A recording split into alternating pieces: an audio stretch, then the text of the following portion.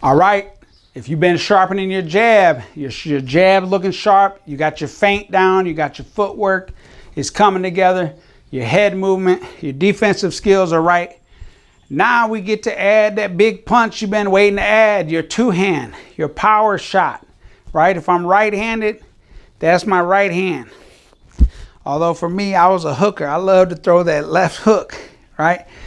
But this is also a power shot. Your two-hand is the hand you're keeping in the back. Now, in a different video about jab, I talked to you already about this. When you jab, boom, come in off that back leg, boom, step in, boom.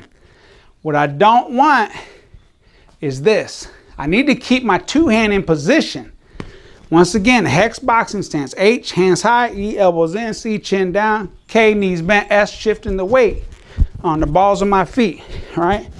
Getting a little head movement, coming in off the back leg, boom. But notice where my two-hand is. My two-hand stays here.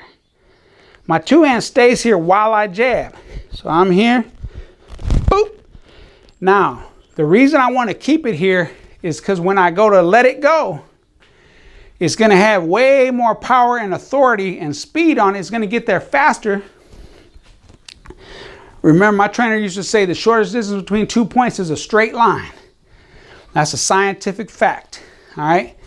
So I want to get that jab, that two-hand there quick. Now, that doesn't mean later down the road I'm not going to teach you how to throw an overhand. I'll teach you how to throw an overhand, how to throw a looping right, how to get around a guy's glove on the right side, on his left side with your right hand. But fundamentally, back to that basic two, we want that elbow here, because if I'm doing this, reaching for power while I'm actually losing power, I'm losing leverage. The further away this is, the longer it takes to get there, the less leverage it has, the less speed and velocity it has on the punch. It's just not as powerful. It should come out smoking. My trainer used to say, fire that right hand. And that's what I want you to do. Fire it off your body right here. So you're here, boop. Got him setting him up, boop. Boop. Now it comes in right off the two, off the one, it's already there. Couple ways as far as your feet go. The original way I was taught, and I'm going to teach you that, it's more of an old school methodology, right? My trainer used to line us up and he'd say jab, and we step in, boom, jab. And he'd say two, and we do the boom. Notice everything's on that same line where my opponent's head was. This is the line of fire. So I was here, I stepped in, boom. Notice when I step in, I bring that back foot with me, right? Boop. Now, I'm stepping in and over with the two. Boom. That two is going to have a lot on it because I'm coming off the back leg.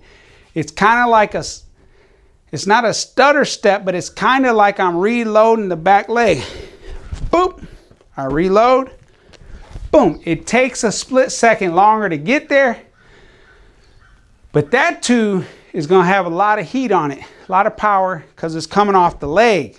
Remember, the power comes from the floor, through the legs, through the hips, through the shoulders, at the very end on the end of our punch. And then tighten that fist up right on impact, and that two is going to have a lot on it.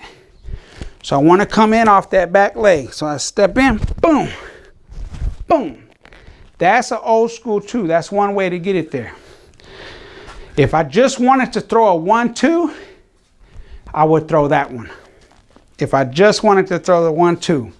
If I wanted to light him up and I knew I could get that in there, open him up with that jab, boom, boom, I would throw that one.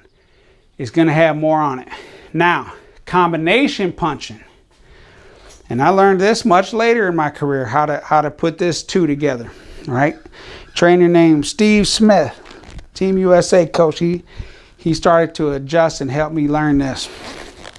But I went a long way with the other one, and you can too. But now I want to teach you how to set you up for more combinations. So what we do with this two is we throw the one, same principles apply. Still keeping a hand in here. Don't want to be reaching out here, losing power, losing leverage, losing speed. This gets there quicker because it's closer to my opponent than this. It's several inches closer. So right here, boom, I step and I turn. It's just a rotation of the hips. The heel will kick when there's enough torque. It's going to kick. It's a byproduct. What I don't want is this. I see guys do this all the time. They think it's about the heel rotation. It's not. That's a byproduct. Step in with the jab, step in with the jab, and just turn with the two, right? Turn with the two. The hips, it's the hip rotation.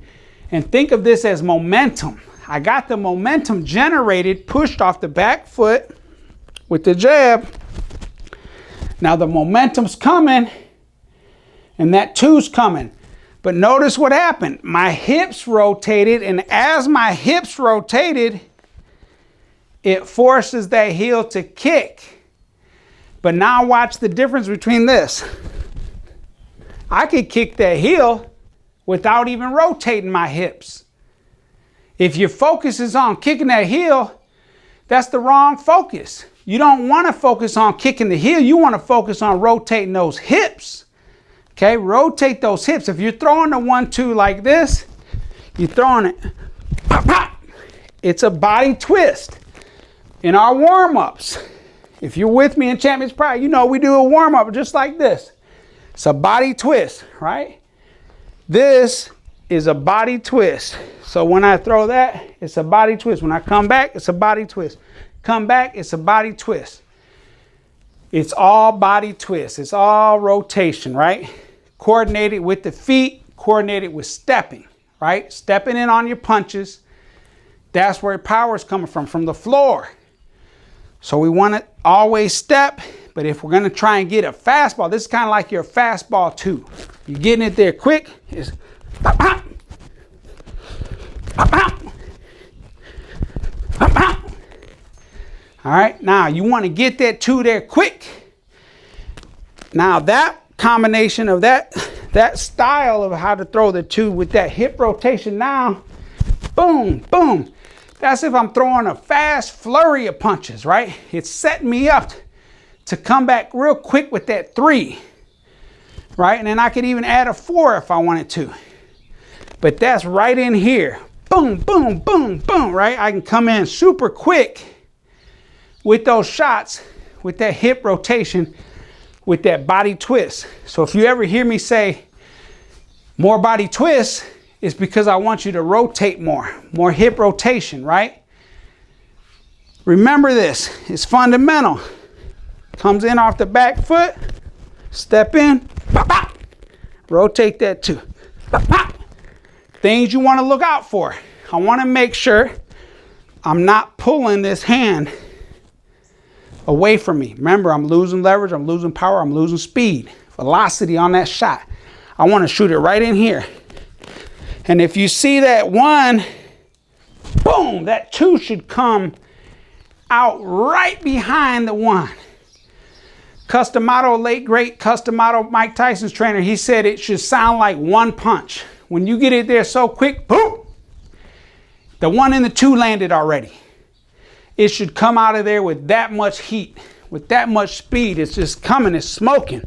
Pop, pop, pop. And that, stepping in, boom, boom, and rotating, boom. That's where that's coming from. That heat is getting there quick.